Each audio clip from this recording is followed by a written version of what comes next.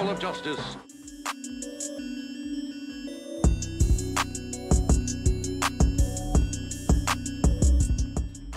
Jump too hard, don't stand too close. Hello, Sergeant Be Safe, Captain Chaos. I'm your new district attorney, Justin Case. Hello, Justin Case. Nice to meet you. Yes, it's a pleasure. I'm glad we're all on the same team. Yes, locking up bad guys. Let's go inside the courthouse and see the judge. We have bad guys to put away. You are absolutely right. Let's go inside and get to work. All rise. I am the Honorable Judge Mint. Good morning, Your Honor. Attorneys, present your closing arguments. I'm a defense attorney scot-free, and my guys didn't do it. The proof has been laid out, Judge.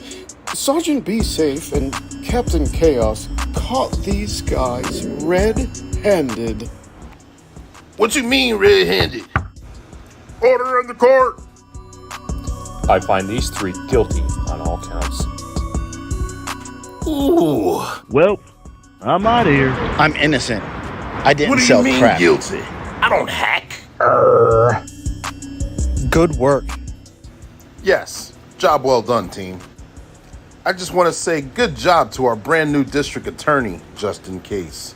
And from me and Captain Chaos, that's your tip of the day to get you on your way.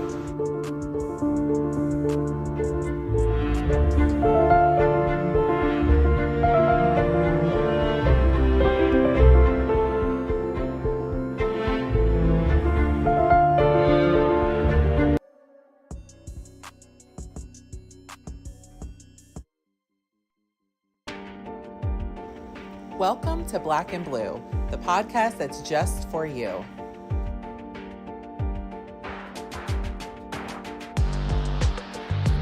We bring solutions to everyday problems.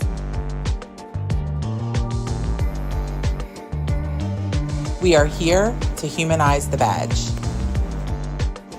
By interviewing first responders and discussing their trainings, experiences, and publications. Black and Blue airs weekly at 7 p.m. Eastern Standard Time. Tune in.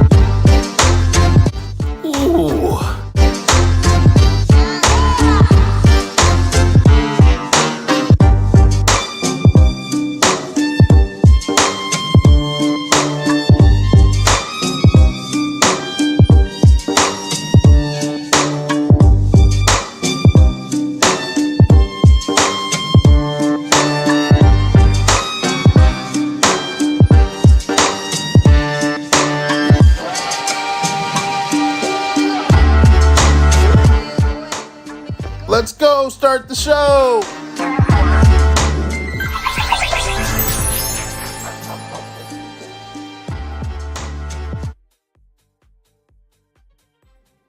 And we are live. We are back here in the studio again. Thank you, ladies and gentlemen, for tuning in. I'm pleased to be your host. I'm Coach Clee. I'm your motivational speaker, your empowerment coach, your author, and your favorite baker's favorite baker, here bringing you another episode of Black and Blue, where we go live at 7 p.m. Eastern Standard Time weekly. And when we go live with a special guest. He's backstage right now. Some of you may know him, others of you may not, but we're going to get to learn about him and know who he is before the end of this live. I'll introduce him in a minute. But we go live weekly with law enforcement or first responders, and we talk about their trainings, their publications, and their experiences, whether they're rookie, season, or retiree. And we have a lot of fun doing it. Our goal is to humanize the badge and get some information out there. So make sure you hit that like button on the way in. And if you're not liking it, make sure you hit that dislike button on the way out. That is totally fine. We're still going to continue on with the show and have a lot of fun. We are streaming on 5 different platforms right now. We are on 1 on LinkedIn, 2 on Facebook, and 2 on YouTube. So make sure you hit that like button. Make sure you subscribe to that as well, so we can keep this show going. We have a lot of fun doing this show. We've been going live now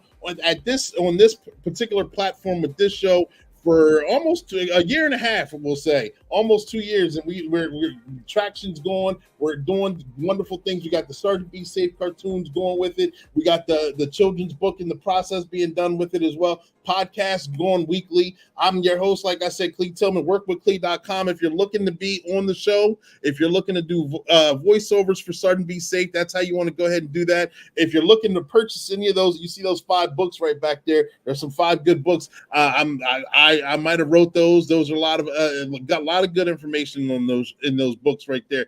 One Way Publishing is the publishing company that hosts the platform, that hosts Sergeant Be Safe, and is the publishing company I used to write those books. And also, there's many other clients that have written their books as well. One Way Publishing's motto is to turn a mere thought into a book that's bought. So if you ever thought about just writing a book that you wanted to be fiction, nonfiction, a cookbook, autobiography, biography, whatever you may think you need to write about, One Way Publishing can make that thing come true. All right. But enough about that. Let me have One Way Publishing explain it instead of me. Sergeant Be Safe's actually going to do that.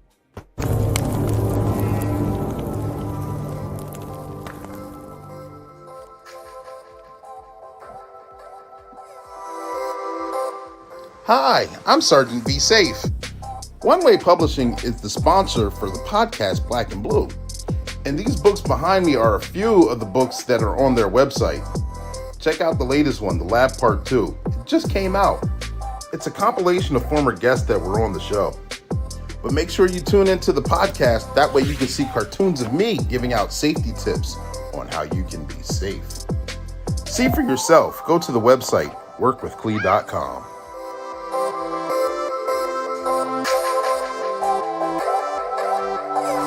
Subscribe now.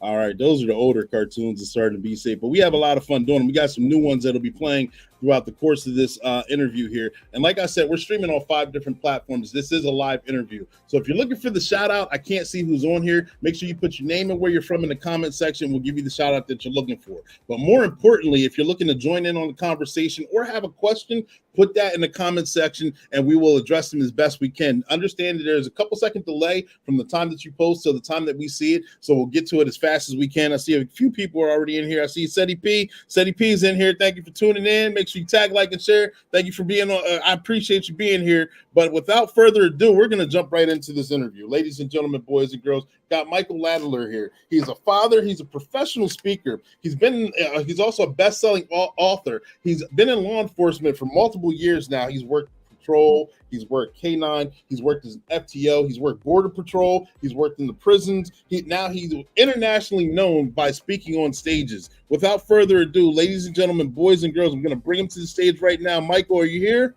Yes. I am here and ready to go, Clee. I'm ready to go. Perfect.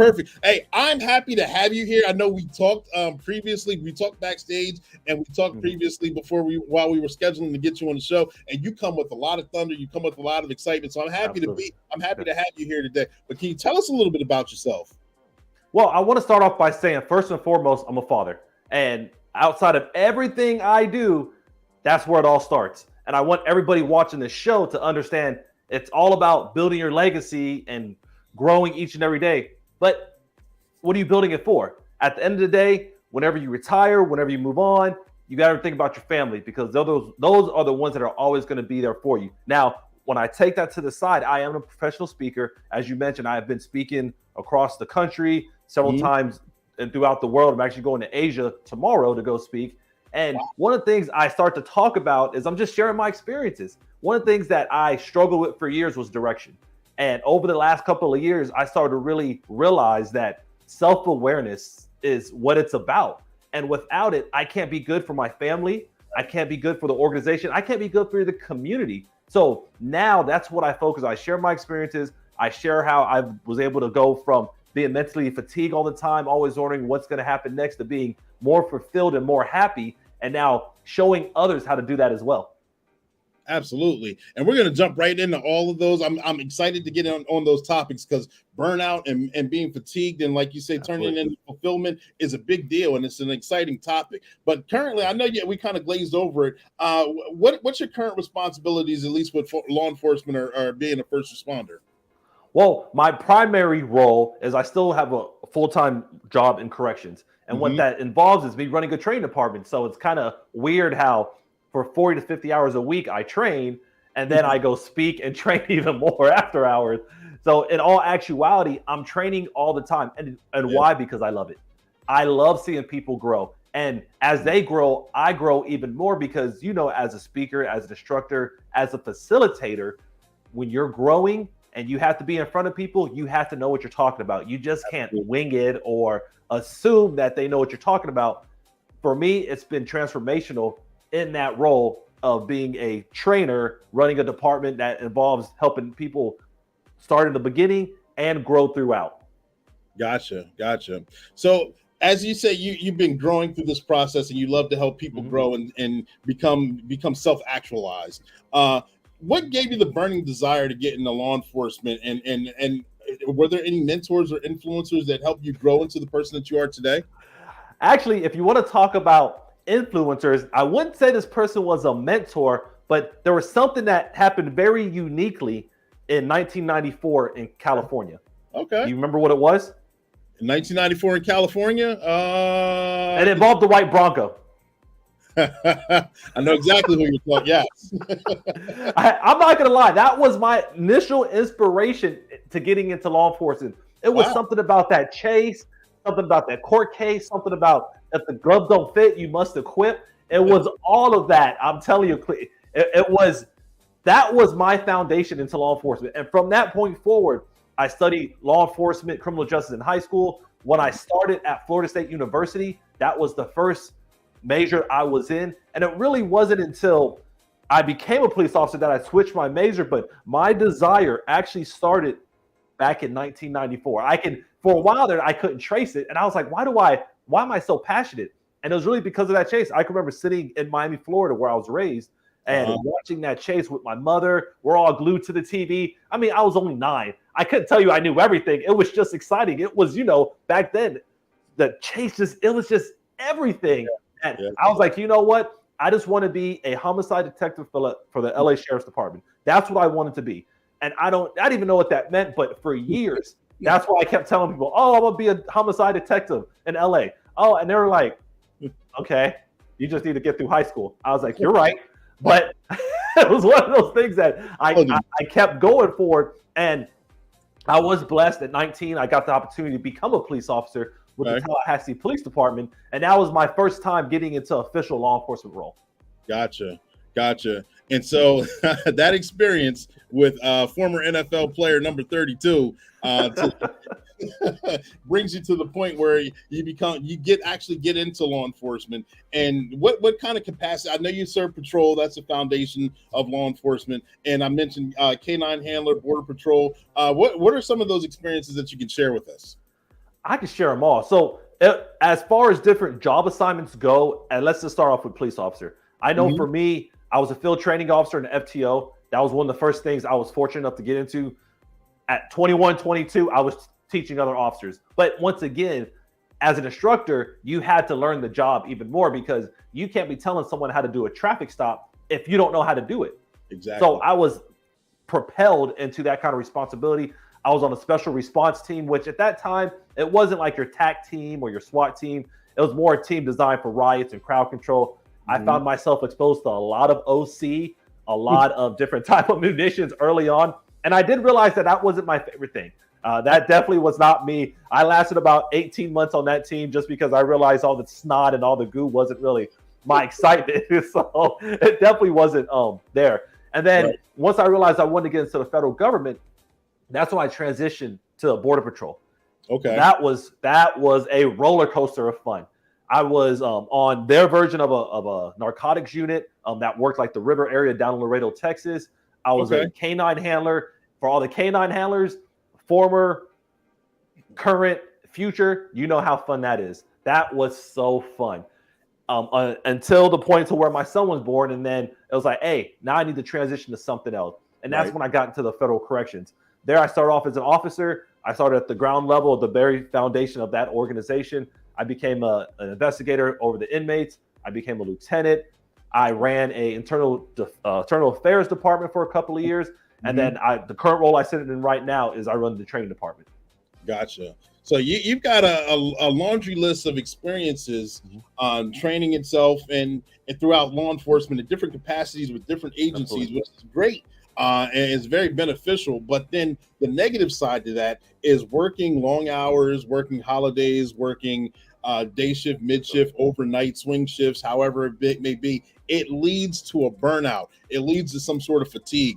And I'm obviously you speak on it, so you have firsthand knowledge on how it affected you. What are some of the things that you knew or that you were actually in to the middle of being burnt out or tired of certain aspects of the job? Well, I'm gonna go a little further back to my childhood, and for me, we grew up with nothing. There was times where we didn't have electricity, we didn't have a place to stay. For the longest, I thought trash bags were dressers because that's what I knew. Wow. So when at 19, when I was in college, I mean, obviously I was on my own, but ramen noodles was a meal. Hot dogs were a meal. Chicken wings, spaghetti, anything that was heavy in carbs. We had Wing Tuesdays at Buffalo Wild Wings at the time, when I was 25 cents. Everything you think of. So I think for me, I just had a survival mindset at that point. Right. When I became a police officer, it wasn't like that mindset turned into, hey, let's go get it. It was more like, let's keep surviving. Let's keep going. So like you said, the shift work, I mean, being a police officer, you know there's shift work. Being Border Patrol, there's shift work. Me starting off in corrections, there was shift work. It wasn't until when I became an internal affairs investigator where I had more of that 7:30 to 4 assigned shift, but you called it after hours, you get called on the weekends. That's still not there. But for me, it really hit home about 2021. And that's when I had actually, I was in my investigator role. Actually, I was in my training role at that point, and I was just in my house, like in the house I'm in now. And I was like, what am I doing with my life? Like, why am I just accepting things as they come to me? Like, where does this come from? And then I just realized that I was still in that survival mode from back when I was a kid, back when we were moving every year and we were struggling. So for me, I was like, you know what? I have a great, amazing government job. They pay me every 2 weeks. I'm cool. Right. But what I realized was that I wasn't using my gift, because what people don't realize is I started my speaking business in 2017. So I had a speaking business going now. It wasn't profitable, by no means. It definitely, but I was speaking a lot in 2018. And then when I moved to Texas, I kind of stopped because I was like, oh, I'm too busy. 3 years later, from all of 2018, I probably spoke about 10 to 15 times, a lot of pro bono, a lot of just learning my craft and seeing what was going to work. Right. 2019, I spoke once. 2020, I spoke 0 times. 2021, I spoke 0 times. Wow. So over a 3-year period, I spoke 1 time. Right. And then like I was just sitting there in the summer, and I was looking at everything that I had gone through, and then I started looking at everything law enforcement was going through. I mean, we all know what happened in Minnesota with George Floyd. Right. All of us know it. Whether you were brand new to law enforcement today or you were a seasoned veteran for 25 years, everybody knows what happened. And then I started to see the burnout of my peers, and I started to see how suicide rate was impacting us, because before that wasn't really important to me, and it just wasn't. I mean, I'm not going to lie to people. I mean, that just wasn't on my radar. Right. It was just that moment of, Cleo, it was that moment of reflection. I was sitting here, I was like, what am I doing?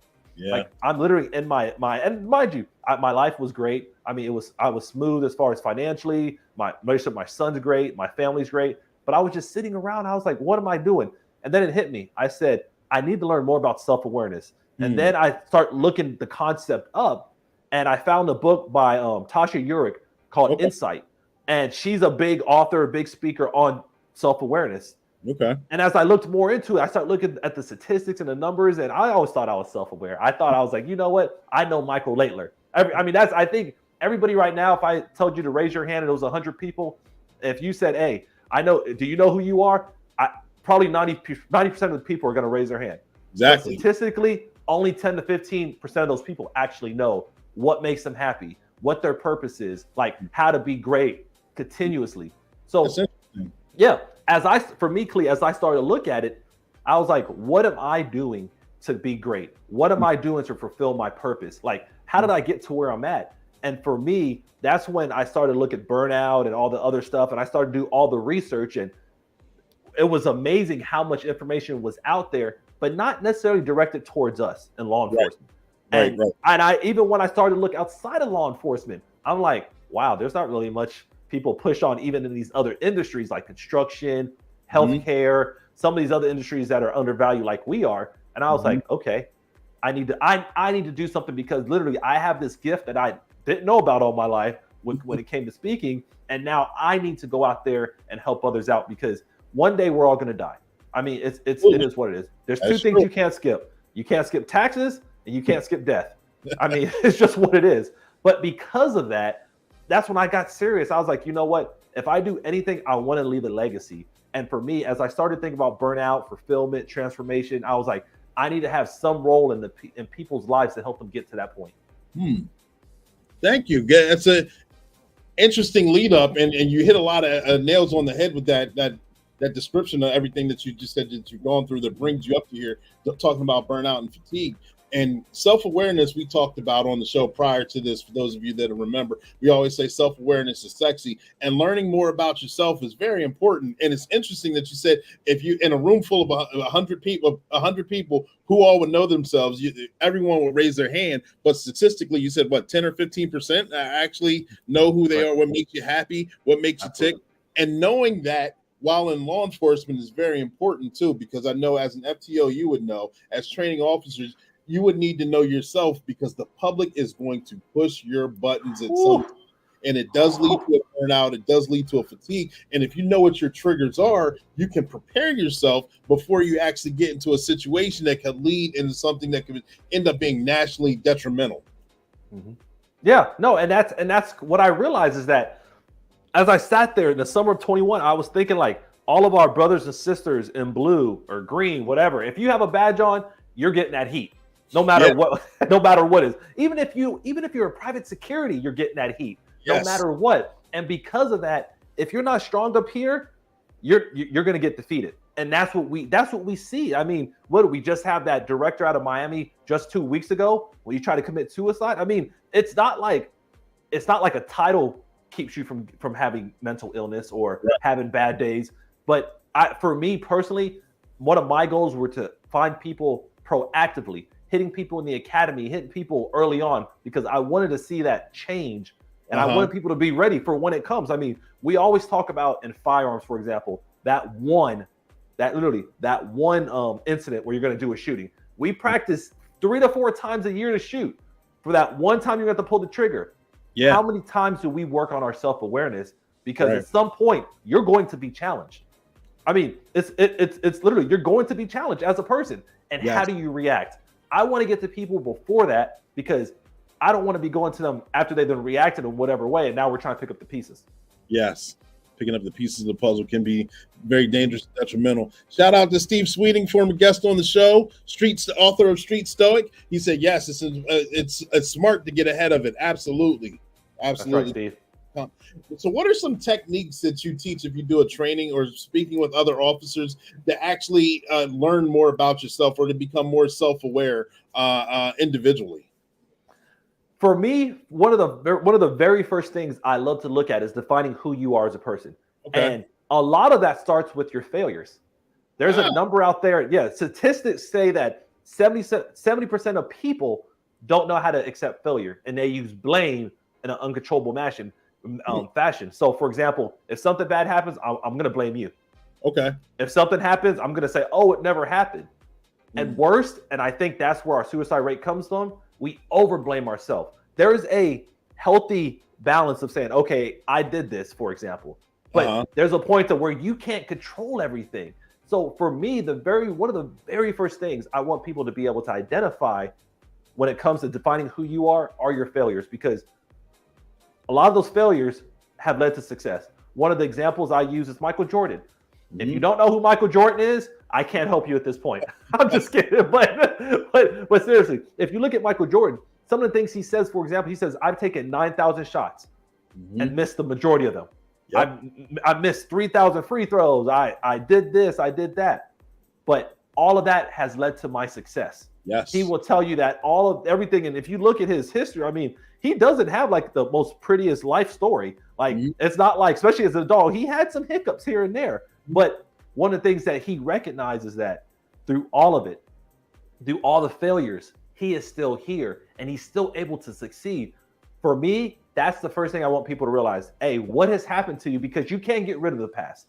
I know people say put it on the back burner, but it really is who defines us. What have you been through? For example, you asked me early on, what made me get to law enforcement? That's a past tense question. It's not like what keeps me there. What made me take that first step? And that first step being filling out the application. What was it? For me, it went all the way back to when I was 9 years old, back in 1994, was that O.J. Simpson trial. So for me, it was all the way in the back. So as I look at who we are as people, okay, what failures, what have we been through? What have we survived? What have we gotten through? So because without looking at the failures and understanding what you've been through, you don't know what you need to prepare for, because history does repeat itself. But this time, you got to be better than you were last time. Nice, absolutely. And I remember reading a book about the quote Michael Jordan as well, and it's true that I'm for the lack of better, I don't have the facts in front of me, so we'll just say if he took the game-winning shot 100 times, he probably missed more than half of them. Let's just say 75 of them. For those 25 that he did, those were the important ones, and they won the game and still led him to those championships. Yeah, when he pushed off on Brian Russell and hit that last jump shot on the Jazz, I mean that wasn't even really the play. I mean, he should have got pushed. He should have got the foul. I mean, in today's NBA, they would have called a foul. That would have been offensive foul. So as hard as he pushed him, he done threw the man to the free throw lane. But like you said, like if he misses the shot, that becomes a failure. But that wouldn't have stopped him, because how many shots had he missed before that to get him to that point? Exactly. Because every single time he was like, hey, I know what I couldn't do before. I know what I missed, and I'm going to work on it. So for me, that's why I always start people off with that level of looking at it. Now, we don't stay and harp on it, but we at least recognize it before we go forward. Gotcha. We got Michael Mattis. Apologize if I said that incorrectly. Great content. I don't think we talk enough about law enforcement, about mental health. Yes. Mental health is the key. We talk about that here on the show often, because self-awareness is part of it, being burnt out is part of it, but knowing that you got to check in and seeing either your therapist or talking with someone or having a release. It's something that gets you away from law enforcement itself. And we talked about reading books, going for runs, working out, doing a podcast, anything, writing a book. Something is a release, something that gets you to step away from being a first responder in law enforcement. How important do you think it is to step away from law enforcement? It's expecting burnout and mental fatigue. You got to have some sort of avenue of something else that you would like to do in the meantime. Would you agree? Well, first and foremost, I want to get a shout out to Michael Mattis. He's a close friend of mine, and he's really big into the mental health of correctional officers. He actually runs a support team that covers about 900 staff members that he goes out and ensures that after traumatic incidents that they have someone to go to. So I do give a shout out to him, and he's right. A lot of us don't talk about it enough, but he is one of those people that are not just talking about it, he's walking that talk as well. So Mike, shout out, great message. Thank you for the comment. Yes. So for me, when I look at just mental health and law enforcement, I love where we're going with it. because I have seen the change over the last 18 years. Let's just say 18 years. Yeah, right. In 2005, when I started, if we talked about mental health, EAP, counseling, therapy, talking about your feelings, therapy dogs. Think about it. What would we be called? We'd be called soft, right? Yes. We'd be called weak. Oh, he can't hang. Go back on the porch. Yep. You don't know what you're talking about. Mm-hmm. But as we've gotten older, we realize that our brains need that. We need that relief. So I was laughing as you were saying it, not because of the concept of mental health. And my coworkers and my peers can contest. One of my avenues of relief is public speaking. It's kind of crazy, but it's sense. For me. It's for me. It's relieving to go out and help put people out in that manner. Like I'm not good. I'm not a food bank guy. I'm not a packing backpacks guy. That's just not my style. Understand. But you say, Michael, go on a stage and go speak to hundreds of officers or hundreds of children or whatever it might be about building up their self-awareness, and that excites me. That is my relief away from being in the industry. Not that the industry is horrible, but the industry is tough. It's tough to deal with other people's problems consistently and not be recognized for it. It's tough to deal with people's problems and not get paid what you're worth. And honestly, a lot of us are government employees, whether it's municipality, state, federal. So you're not going to get that pay. But you do have to have an outlet, and it can't be drinking. It can't be negative activities. It has to be something that builds your brain. For me, that's public speaking and giving seminars. And it's kind of weird because people are like, but that's kind of scary. I said, it was for me when I didn't realize I could be good at it. So each of us have something in us that we're good at. You have to find it. I hear other people. I mean, I know I have other speakers out here that love what they're doing, and to them, it's therapeutic as well. For me, it is. Now, don't get me wrong. I love me some EAP, some therapy. I have a counselor myself. I love talking to a neutral party that tells me whether I'm right or wrong, and they have no skin in the game. I love it. So if you don't have one and you're looking at one, I can tell you, I do it. I do it to this day because it really helps me clear my thoughts to have somebody to vent to. Now, I do have great friends. I have great family. But it's nothing like having that person that's paid to actually listen and someone that's been trained to do it. Sometimes your friends and family is going to give you the answers you want, or they're just not going to have the science-based answers to give you that additional help. Jimmy Oliver's on the scene. Thank you for tuning in, buddy.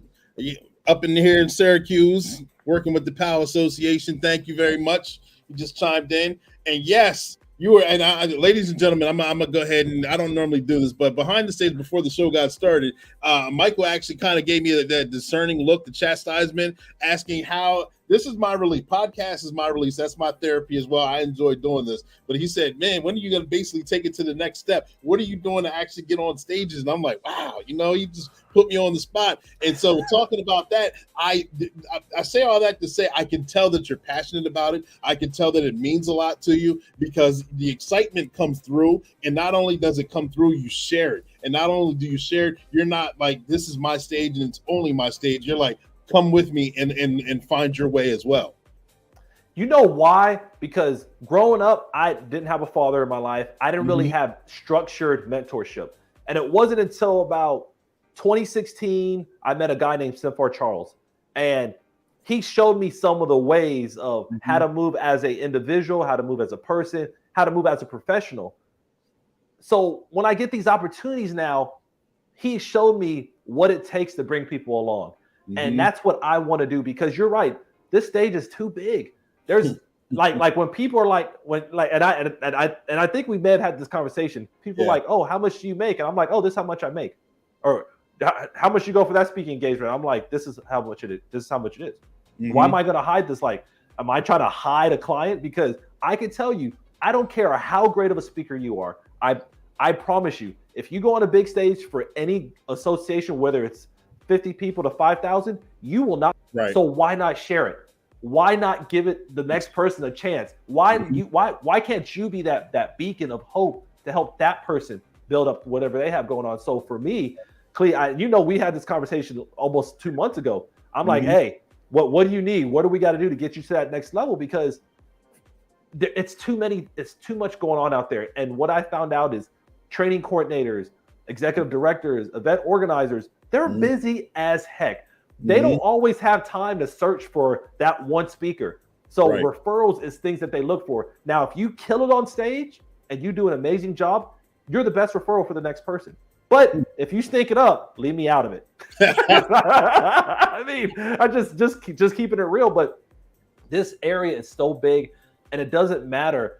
People actually, it's funny. I had a conversation with he's the assistant chief out of Dallas, Ruben Ramirez. We were just talking about this a couple of days ago. He's like, man, do you think I can make it out here as a speaker? I said, heck yeah. You talk about a program that helps officer wellness.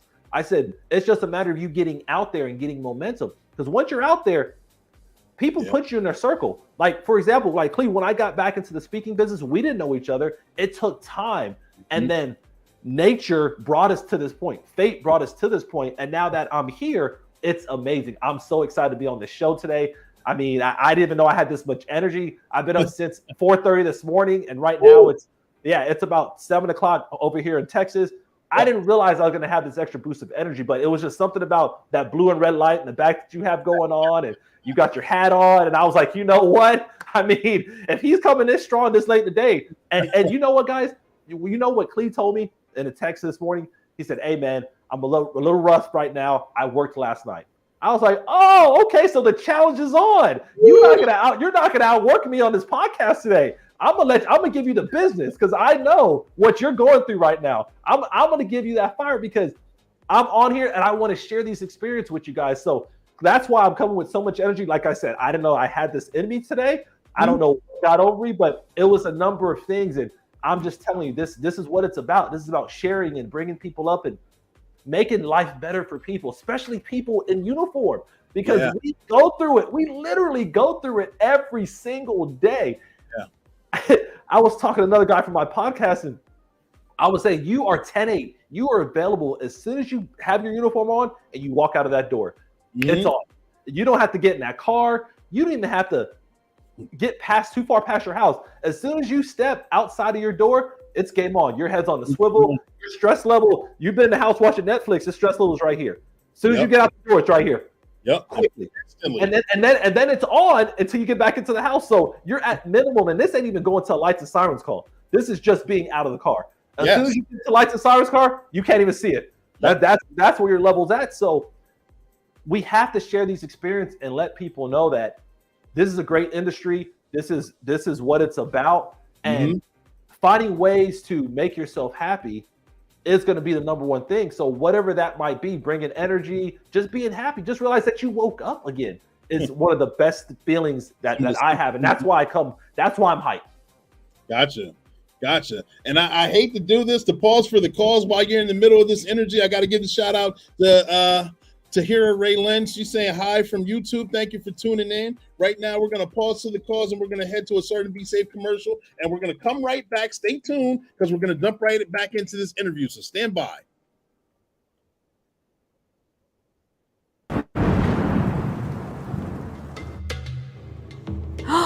Ooh, look at all the pretty butterflies in the sky.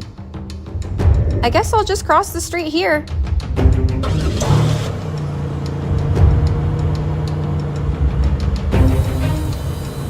Oh, good. Light's green. I'm glad I can go. Oh my gosh, watch out. So to be safe, be small, baby. Megan, watch out for that car. I got you. Oh, geez. I didn't even see that car coming. Oh my gosh, are you two okay? Yes, we're okay. Megan, you have to do a better job paying attention. I just wanted to cross the street. I didn't see you walking there. Megan, you just can't cross in the middle of the street. You have to go to the intersections and use the proper crosswalks. Wait for traffic to clear and then go. If you don't follow these simple directions, you could get a ticket for jaywalking, or worse, be hit by a car and seriously injured.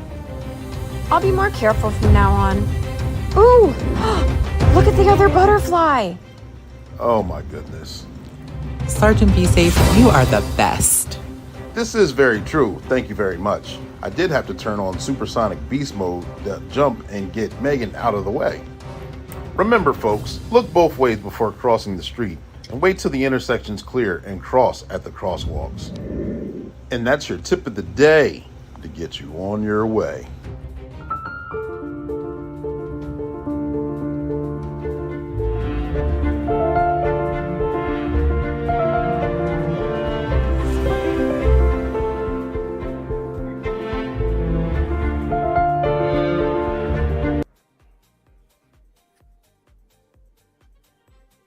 And you guys saw Sergeant Be Safe turn on supersonic beast mode. I hope you guys enjoyed that commercial. A lot of those commercials, Sergeant Be Safe is a lot of fun to make. But we're going to jump right back into this interview because we're at high energy. We're having a lot of fun. We got Michael Laidler here. He's talking about self-awareness. He's talking about burnout. He's talking about how different aspects on being in law enforcement and first responders and different avenues that get yourself out there to actually know yourself, to do more things, to be self-actualized, and talking in a challenging environment. He was talking about the O.J. Simpson that took place in 1994, that event, and challenging situations have been going on for the multiple time on top of time, many years now here in law enforcement. And sometimes it beats us up. Sometimes it gets to us mentally, physically, spiritually, what have you. Got to have those avenues to find ways to decompress. In these challenging times, I know you're on stages and you give those talks. Have you talked about how to be more of a professional officer, more available to yourself, to your department in challenging times like this? Or what kind of advice would you give on that? Everything starts with a work-life balance. Everything. Let's just call it what it is. Right. And if you're not spending time on yourself daily, these challenging times when they come out, you're not going to handle yourself. Right. One of the things I talk about, and this is part of why you should develop yourself, is putting yourself first. And oh, Michael, that's so selfish. Yeah, but if you're not a whole person, you're not good. How are you going to be good to your family? True. Because they're going to struggle. When things happen to them, they're looking for that strong, that soul. They're looking for that person that can keep them going. Yep. But if you're not already there, are you going to falter? Are you going to be able to are you going to be that shoulder they need when they need you? Then your organization, you already know what you're getting into. As soon as nowadays, and let me clarify, not everybody knows what they're getting into. Let me take a step back, because for me, I think when you first get into law enforcement, depends on your upbringing and the knowledge you've had. You may not know how serious this industry is. Yes. You may not know what you're walking into. And when you don't know that, it hits you a lot harder. So it really does. That first time you go to that call and that baby dies in your hand, I've been there. That first time you go to that call and you go to somebody that you're younger than, and you're supposed to tell them to leave their house at a domestic violence call because you don't want to see that person get abused. I've been there. I didn't know how to handle that, but I wish I would have been taught how to create a work-life balance that put me first, and then my family, and then the organization. Because without that, you're going to find that level of burnout and self-actualization that isn't there. So for me, it took me, like I said, it literally took me 35 years. And that was because I was 35 years when I realized this, that I didn't have all those tools. Like, I was able to make it because, growing up a certain way, you get a thick skin. You're able to work through some things, but that wasn't what I was supposed to be doing. That wasn't me just, taking it by the waist. And then when I started to realize what I can be and what I should be, I was getting there with more of a purpose. So for me, a lot of that work-life balance is where it starts. And when you're looking at all those tough times, I think if you're able to establish that early on, let's say, for example, like I said, one of my goals is to get to police academies, in a sense of getting my book, getting my program, getting or let's say they watch this video, and this podcast, which is even better for you and me. And it just says, hey, you know what? We watched this hour podcast on self-awareness. Right. You know what? Maybe I'm going to take a few more minutes today to look at my failures. Yeah. Maybe I'm gonna take a few more minutes today to realize that I need to put myself first when it comes to my growth. Maybe I need to take a few minutes to realize that I'm still a person, although I have a badge over my chest. And when you go through these times, I think that's a lot of it where it starts, and that's where that ability to handle, not that, because I hate when people say, hey, you should have thick skin. Why? Like, how do I have thick skin? Like, how do I learn that? Oh, well, you just go to more calls. That makes it worse. Yeah, like, you're adding like trauma on top of trauma. Yeah, like you're literally, you hit the nail. You're adding trauma on top of trauma. You're never learning how to grow from it. You're not learning how that actually builds you. And for a lot of us, and still some of us till this day, that's what we're doing. We're just adding trauma after trauma after trauma. And we're not realizing the impact it has until we're in our 50s, our 60s, and we have high blood pressure, or we have headaches or migraines, or we're just angry all the time. We've been through 34 divorces, whatever it might be. And we're like, how did this happen? Well, it's because that very first trauma you had when you were 19, 20, you never worked on it. So as it built, you didn't know how to release it. You didn't know how to move away from it. Right. And because of that, you find yourself going back and forth with this level of disappointment, anger, and really you're just suffering for no reason. Yeah. And shout out to Maurice Hicks, former guest on the show as well. Very wise discussion as he chimes in. And it absolutely is, because you hit some more nails on the head here. We talk about law enforcement is very widely known that the saying is that the marriage that you start with is not the marriage that you finish with by the end of your career. And so many officers go through 1, 2, maybe 3 divorces throughout the course of our career. And very importantly, you hit you said it again, being selfish is very important for that, because if you take care of yourself first, if you put yourself first and work on your mental brain, or just how you're thinking, your thought process, how you deal with trauma, how you actually work through trauma, you don't come home and you don't take it out on your spouse, the family, the kids, or anything else. You actually learn how to internalize it. You learn how to deal with it and move on from it. Because this is an occupation, like we talked about, is a meat grinder. And once it grinds you up and spits you out, and you don't know how to put yourself back together, then you're no good for anyone else either, and you just become destructive.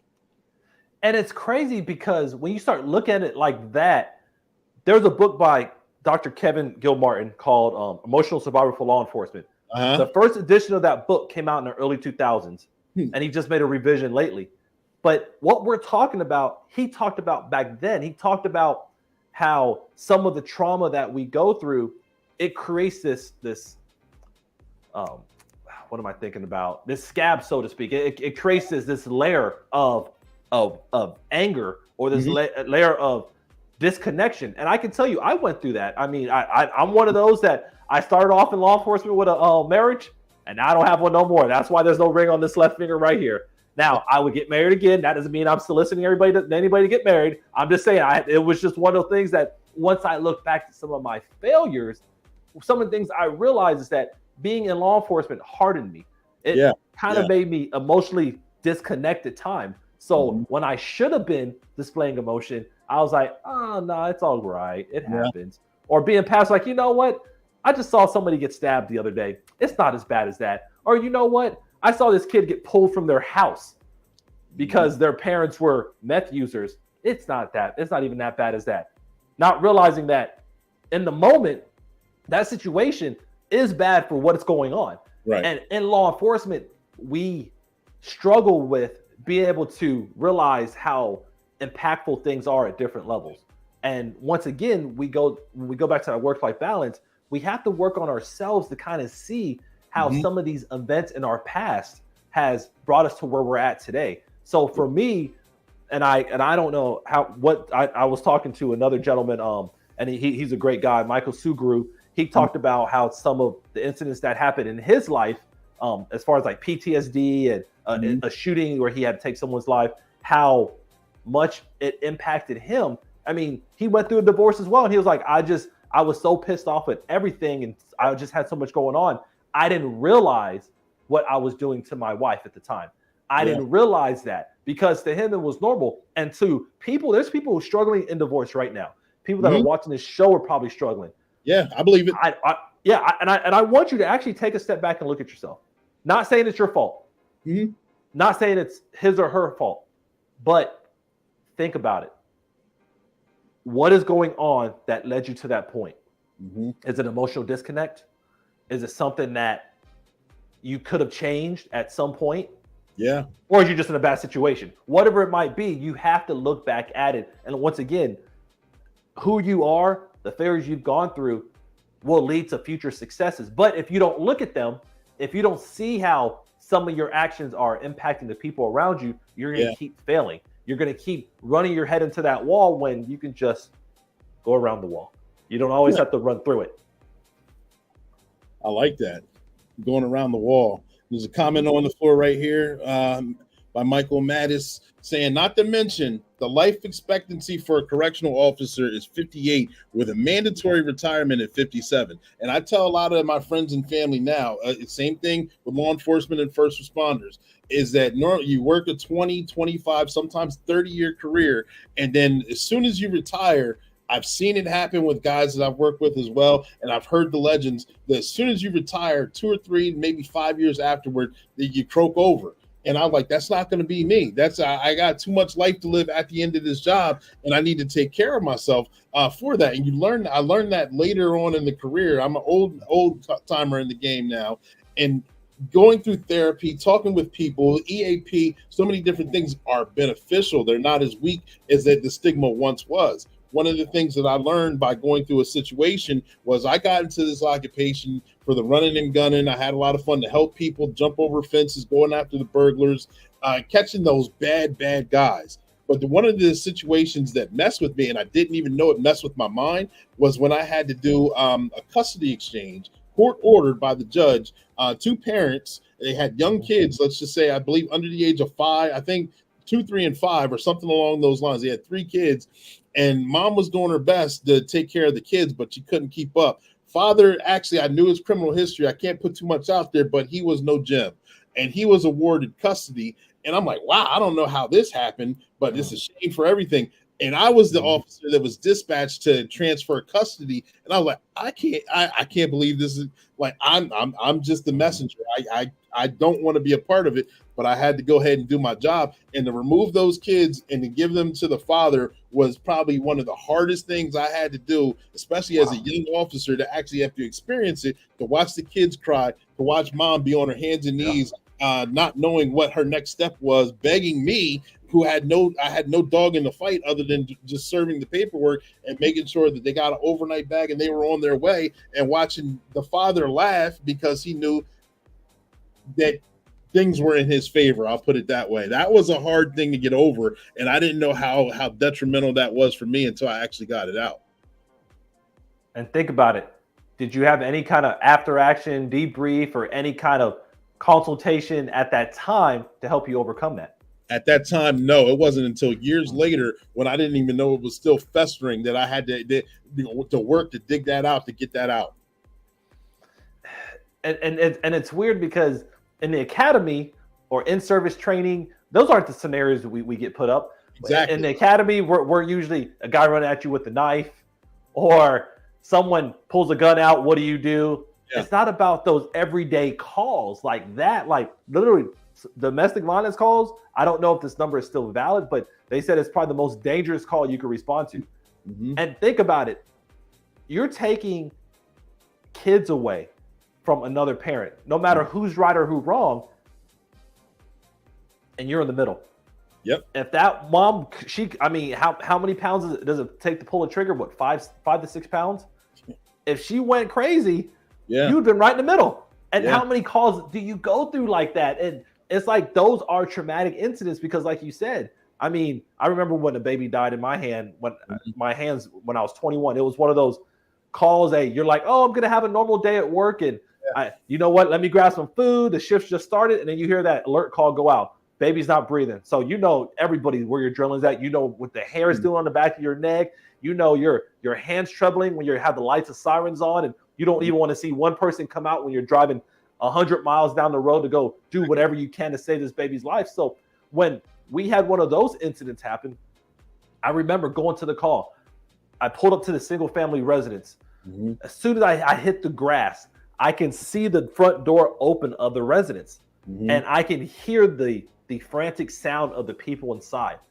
As soon as I got through the door, like as soon as my foot, like if this was back here, as soon as my foot crossed that threshold, somebody handed me this lifeless baby that was maybe 3 to 4 months old. Mm-hmm. And all I could do was look at the baby. All I could do was look down. I was like, oh my gosh, what am I going to do? Yeah. Like, what am I? I mean, in the academy, I mean, they teach you how to scoop something out of the baby's mouth, but you could see in the baby's eye. I mean, CPR, they show you how to do that stuff, but I was like, what am I supposed to do? And you hear all the noises going on, and my partner and I were just like, I don't really know what I could do. I mean, I'm here. I'm here to provide something. I don't know how long it took, but fire department showed up. They bust through the door. You know how they come through the door. And they did. They came through that thing hard. I can tell you that. And they came. They took the baby out of my hand. The same look I had, they had looking at the baby. They're doing CPR. They're doing whatever they can. And needless to say, at the end of the day, the baby did not make it. The baby was practically deceased by the time I got there. So that was a horrible feeling. And I remember that night, we left the scene. And what do you think happened? There was no debriefing, and you had to find a way to cope with it within yourself, or either push it to the back of your mind. Yep, it was go dry yourself off, go wash your hands. Hey, get 10-8, get ready for the next call. Yep. And those are the kind of things that we go through on a consistent basis that aren't addressed. And mind you, we're getting better, which is amazing, but there's a lot of us that have already gone through those incidents. And for us to get any better as people, we have to start looking at what makes us valuable, what makes us unique, because once again, one day when we take that uniform off, we have to be people. And I love what Mike Mattis said. He's right. The retirement age for a lot of law enforcement, at least the federal side, is 57, and then the average death is 58. I mean, you literally spend all your life in a correctional setting keeping criminals in prison and making sure that they don't get out, and you do what if they do get out, as far as their time is served, you're preparing them to get back into society, no matter what their charges. And this ranges from sex offenders, serial killers, bank fraud, bank robbery, whatever you want to call it. And you go through those traumatic incidents dealing with that. And there is no PTSD retirement. There is no special percentage that you get in law enforcement because you deal with difficult things. Yep. So for me, I look at the person. Okay, who are you before you got in the uniform? Who are you going to be while you're in that uniform? And then who are you going to be after you're out of that uniform? Because at some point, you have no choice but to deal with it. There's no like, oh, let's see what happens. Oh, it's like, no, your family's been waiting for you for 25 to 30 years to be with them. They've been waiting. They've been patient. If you've been married that long, thank goodness for that person, because your husband, they have literally been waiting for you to retire. And now you have nothing left for them. Yeah. You literally have zero because you've given it all without understanding your value as a person. So for me, when I look at all that, one of the things that I've taken up on top of speaking is I do a lot of traveling now. And why I travel, one of the reasons why I travel, because I don't want to be in my 50s, 60s, 70s struggling just to walk down the beach. Not saying that those individuals do that, but I could tell you in my 30s, my body's different than what it was in my 20s. True. So I want to go eat random stuff and not be sick. I want to not have my allergies kick up everywhere. I don't want to have these different ailments. I want to enjoy some of these different experiences. So for me, one of the things that I've been doing is traveling a little bit more. They're like, oh, you travel all the time. I said, yeah, that's why I'm happy all the time. I'm traveling, I'm speaking, I'm doing things that I know make me happy. Now, some people, I have friends that they're like, hey, I'm not leaving the city of Beaumont. Hey, me traveling 90 minutes to Houston is too far, which is fine, but they also have good outlets. They have things that they work on. They have electronics, they have cars, whatever it might be. But for you as a person, you have to really decide what's going to work for you, what's going to help alleviate some of the bad things you're going to see, especially in this industry.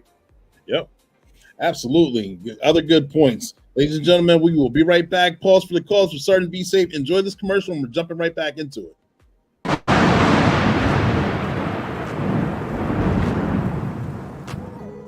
This is a good drink. I like this place. I like it too. Mario, let me get another one. Well, Jizz Louise, you guys each had enough. Hey guys, don't you guys look nice? Now your fools want to show off. She's talking to me. No, dummy. She's talking to me. You want to see me outside? I see you now.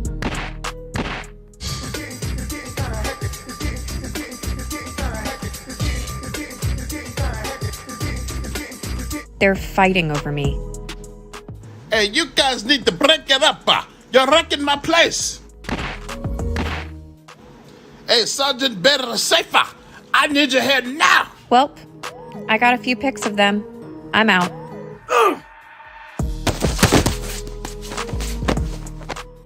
You foes knocked each other out. Megan, don't you live? Like Popeye when it's time. Looks like we're right on time again. I don't understand why you guys are fighting. I just saw Megan leaving. Was it for that? It's because she liked my profile picture. We're connected. Insta-talk. Sounds like she played both of you. Isn't that right, Kraken? Sergeant to be safe. Captain Chaos, you guys saved the day again. You guys are the true heroes. Thank you, Mario. We appreciate it. Once again, these two are going back to jail. Part of their punishment is they're going to have to pay for all of these damages. And that's your tip of the day to get you on your way.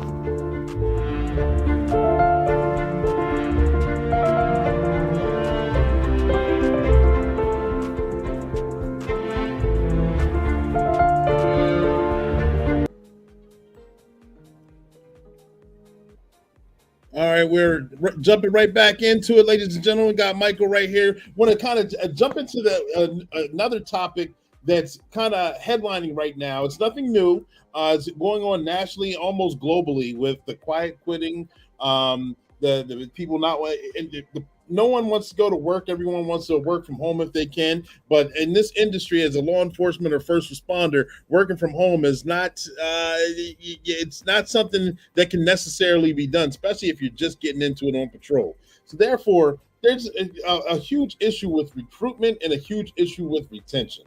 And recruiting new officers, the new generation to come in, it doesn't have the luster that it used to have. Finding qualified individuals, young women, young men that are graduating high school, that are getting out of the military, that are graduating from colleges, is just very difficult. They're asking questions, why should I? Why do I want to go ahead and put myself on the front line and do this when the public no longer likes us, the public doesn't trust you? Then on the opposite end of that coin, you have officers seasoned officers who have been 15, 20, 25 years in the game, and they can see the light at the end of the tunnel coming in. They're like, I'm so close to retirement. I'm just going to ride it out. They're doing the quiet quitting. They're doing the retired on duty, all the other acronyms that go with it. They're like, I'm sick of this. We saw this happen with around the O.J. Simpson era. We saw this with Rodney King. Now we're seeing it through COVID as well. We're at the bottom of the barrel. They just want to ride it out and be done with it. What would you say to inspire either one of those sectors of people who are interested or to finish law enforcement or just to find themselves again throughout this process? We really have to focus on building people to be people. And for me, that's one of the things that brought me back into this whole self-awareness and understanding your direction, because when you don't understand who you are, and I will hear people say, oh, I know who I am. Well, tell me who you are. Well, I'm this guy. I've been doing this for 20 years. I know who I am. Yeah, but you can tell me what the organization is. What's your mission statement? What's your vision statement? Why did you join this industry in the first place? Law enforcement has not changed. It has not changed in hundreds of years. When you're walking into this industry, you have a general idea of what you're getting into. Yep. It's not like all of a sudden, like we made it like this old bells and whistles or this pretty thing. I mean, growing up, we saw Cops, the shows. I mean, we know what they're doing. I mean, Hillsborough County, I I mean, although growing up in Florida, I didn't necessarily know where Hillsborough County was, but I knew it was in Florida. I was like, oh, look at these guys running after people getting dope. Yeah. For me, I think it's about, once again, going back to the root of everything that we do. Who are you?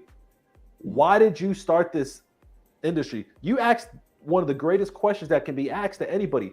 Why did you get into this industry? When you're able to define that and you truly believe it, not me believe it as Michael Laidler, not me believe it as the warden or the chief of police or the sheriff. Why did you get in this? And for me, I think when you're able to define that, you're going to know what works. So we do have a recruitment and a retention problem, but we have an identity problem as well. I think that we can give these amazing recruitment bonuses, 10, 15. DC, I saw gave like 25 grand. But all we're doing is creating people just moving around every year once a contract's over. So you get 15 here in Florida. Okay, you're going to go to the next city over and get 15 next year. So we're just creating an incentive thing. But what studies will show is that when you start developing people for other skills, not saying that you're going to show them how to be a better shooter or a better driver, they're going to stick around, statistically speaking. And don't get me wrong, I'm not saying that the statistic says 80 or 90%. It's more like the 20 to 40% range. But if you had 100 officers, let's think of a very basic number. Let's say, you know what, let's even go more simple. Let's say you had 10 officers. Okay. And you offered this training program that helped them be a better person, a better father, a better mother, a better brother.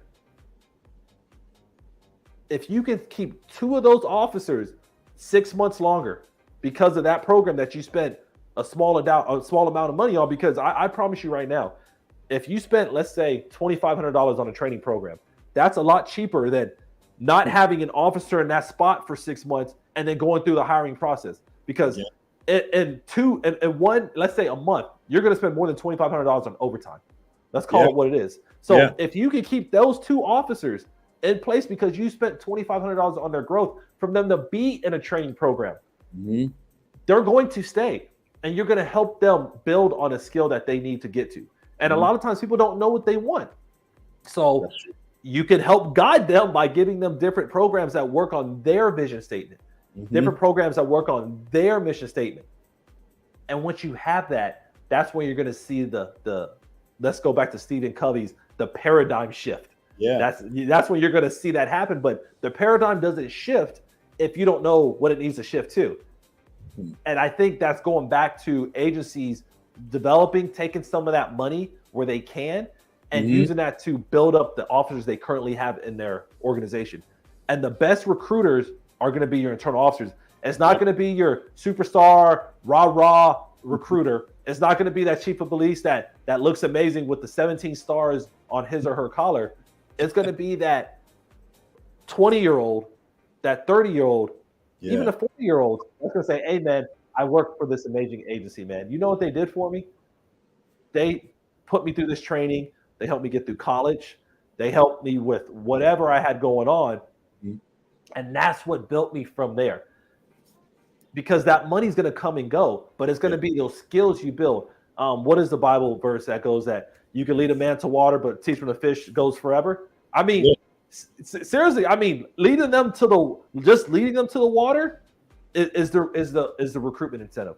But showing them how to fish is going to be the retention tied to it. So as you want to keep your people, you have to build them up. You have to give them more than what the annual requirement is of that 40 hours a year of whatever your in-service training is. You have to grow them as people if you want to compete. You have to. Absolutely. I remember I went to a training where that was implemented where, you have it takes 3 to 5 years to actually learn the job for law enforcement traditionally. You get those rock stars that may get it right out the gate, but sometimes you got to implement what you learn in the academy, life experience, and mesh it all together. Then you find out who you are. So it takes a little while. So then you get those 3 to 5 years, and with those bonuses, you get those bonuses that you have to stick around for the department for 3 years. Then after those 3 years, then like you said, someone's going to bounce around. In this training, they said, of course, how much money does it take to train an officer to get them where you want them to be? and they put that number out there. And how much money does it take if that officer just goes and you have to start all over and train somebody new? You're spending that same money over and over again. Where in fact, if you just train that officer properly and you keep training that officer, that person, and build them up, the statistics will show that they'll stay and they'll be more of an asset to that department or that agency itself, and therefore you get more bang for the buck if you're looking at it as a business aspect. Yeah, and that's what you should be, because at the end, if I'm a chief of police, a sheriff, a director, a warden, that's what you have to look at. Everything's business, especially from their level, and looking at the big picture, the financial costs. It's like, hey, do you want them just to leave and you have to go recruit? You have to miss out on retrain them, because you're going to have to train somebody. Train your local talent. Train the people you have. Don't keep reaching out, because it's easy to say, oh, I'm just going to get rid of that person. Like one of my pet peeves is when someone says, oh, they can leave, or just let them go if they want to go. If they want to go, let them go. Yeah. Why? Try to figure out why they want to go. Like if you want to walk out the door, there it goes. Why would he? How do we have this recruitment or this retention epidemic, and we're still telling people this? Like, that is so archaic. That is so like it's like a Neanderthal saying, "Hey, I'm gonna just beat you over the head with this until you figure it out." It doesn't work like that. We know how generations change. We know the generational conflicts. We know that what traditionalists faced back in the 1950s is different from what Generation Z wants right now. It is different. What used to work has to change. But like that training you went to, it is going to change if you know how to appropriately spend your money. Good point. Good point. Good topics. Good conversation. I enjoyed talking with you and getting a lot of these discussions out. I know that you have a training course and your own book out there. Would you like to discuss that and put, if anyone wants to get in contact with you, how would they get in contact with you? What are your plugs? So my biggest plug, and this is how you and I met, is on LinkedIn. You just go Michael Laidler. You can see at Michael Laidler. There's nobody else with that on there. LinkedIn is my favorite platform. It's very professional. You get your podcasts out there. You get your newsletters out there. Everybody on there, they're aiming for greatness. They're striving for building each other up. That's my most favorite social media. Now, I do have a YouTube page where I talk about a lot of leadership topics. Actually, I'm probably going to record a video tonight after this, because I need to kind of get ahead of the game. Then I have my website, which is michaelalaidler.com. And one of the things that I was so proud of for myself last year of what I did is I wrote my first book. Now, I co-authored another book, but it was like one of those like, hey, let's see how it works. I wrote a book called Greatness Beyond the Badge. Now, don't let it fool you. No matter what industry you're in, you can benefit from it. However, the reason why I chose that title is because I'm in law enforcement, and I wanted to show the brothers and sisters that I work with that, hey, you can still be great even without this badge on. And obviously, I try to make it very simple. That's why I say greatness beyond the badge. Not getting rid of the badge. It's just that you still have to be great all the time.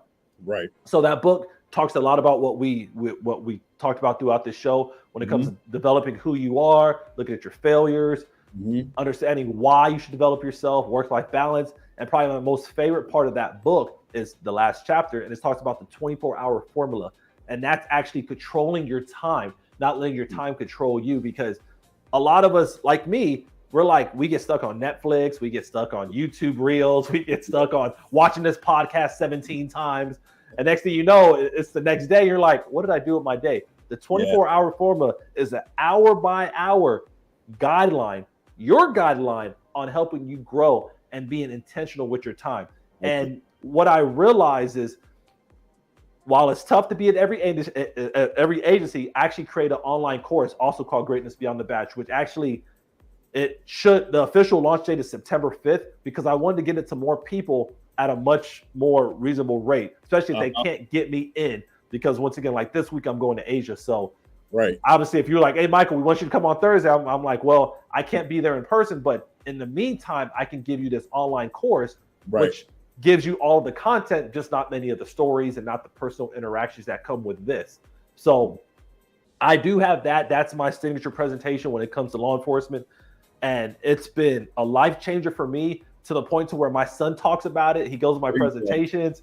He literally, I can tell you, like I went to the FBI National Academy annual conference. I spoke there last week, and people loved it. It was like, Is that your son taking video and photos? Yes. Is that your son helping with the activities? Yes. I give him a sign, like a little baseball sign. I'm like, and he knows to start helping with the activities. But once again, guys, from the very beginning, if you didn't realize what I said was, I'm a father first. And everything I do is with an intent on creating a legacy and building that. Whether or not he becomes a professional speaker or he takes this, he knows that his dad's out there trying to make an impact. Yep. And like building that legacy and being a father first, like you said, whether he takes it or not, I mean, it's still building skills to wherever he decides to go, he'll flourish in that whatever industry, whatever avenue he decides to take, because he's already got a good foundation. He's used to being around people. He's used to working. He's used to, okay, yes, this is the grindstone. Yes, this is what I need to do. I watched my father build this. I may not want to go this path, but I do know that if I take this path over here, I still have to grind my way. And the hard work is already been instilled in him at a young age. Absolutely. Good job. Well, Mike, we had a tremendous conversation. We talked about a lot of things. Through the course of conversation, I may have forgot to ask a question, or I may have jogged your memory on something that you wanted to talk about. Is there anything else that you would like to share with us right now? If so, the floor is yours. Guys, every day you're out there, it's a grind. And it's up to you. It's literally up to you to go for it every single time, because our days are numbered and you never know whether the Lord is going to allow you to wake up the next day. Right. And if you are given that opportunity, you need to go take it, because you're not going to get these opportunities every single day to grow. And every day I think about it, I reflect, and I look at my day. And I'm like, okay, what did I do to get better? Well, how can I be better tomorrow than I was today? Mm-hmm. What can I do? And for each of you, you have to go out there and hustle and grind and push, because nobody's going to come give it to you. Right. I promise you, nobody's going to give you the growth that you need. And when you realize that, when you realize you're not going to get handouts, especially in this law enforcement industry, you're going to realize how special you are. You're going to realize that you are not going to allow people to outwork you. And that's why I do what I do. I want to let you know, if you're not out there trying to get conferences, I'm going to come take them from you. If you're not trying to get on podcasts like Cleese, I'm going to come get on them before you, because I know that this is a grind and I'm going to push every day. And I want to see the same thing from you guys. Well spoken, and true information. Absolutely. Go get it. Find out who you are. Enjoy the process. And whatever industry you're in, go ahead and become the best self-actualized person that you can. Shayla's on here. Thank you, Shayla. Great information. I don't work in law enforcement, but I can certainly relate to recruitment and retention. The leadership insights shared this evening. Thank you very much. Absolutely. Thank you, Shayla. Yep.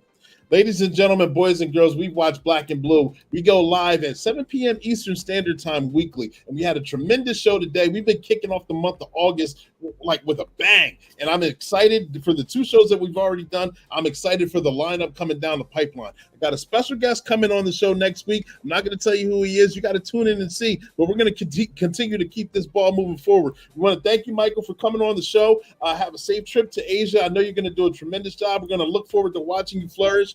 You're welcome to come back on the show and discuss other avenues on what Asia life was like as speaking on stages. And thank you for moving us and pushing us forward. We appreciate you. And ladies and gentlemen, we appreciate you guys watching. Make sure you tag, like, and share. Get this information out there. If you're looking to be on the show, this is your podcast. Workwithclee.com. This is how you do that. If you're looking for information on what law enforcement does, how we humanize the badge, this is your podcast. If you're in law enforcement and you're just trying to see different angles of what people do, their trainings, publications, experiences, this is your podcast. If you just got your toe in the water and to see how we operate, what makes us tick, what makes us human, what makes us give the stories that we get to tell, this is your podcast. I'm your host, Coach Clee. I want to say thank you guys for tuning in. We love you. 10-4, over and out.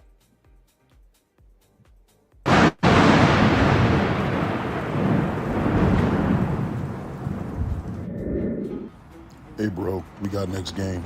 Bro, what's going on? We got this pickup game we're about to get started. I got a bag full of treats. Come on, man. Don't nobody want your treats. Treats? What kind of treats? Vapes, pills, and drugs. Whoa, what do you mean? Don't tell your parents.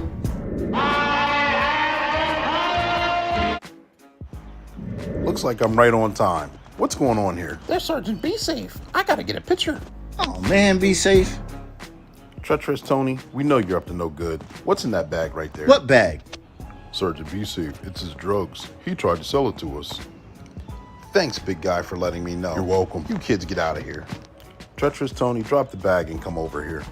You'll have to catch me first. Don't run, or you're gonna get tased. All right. Taser, taser, taser.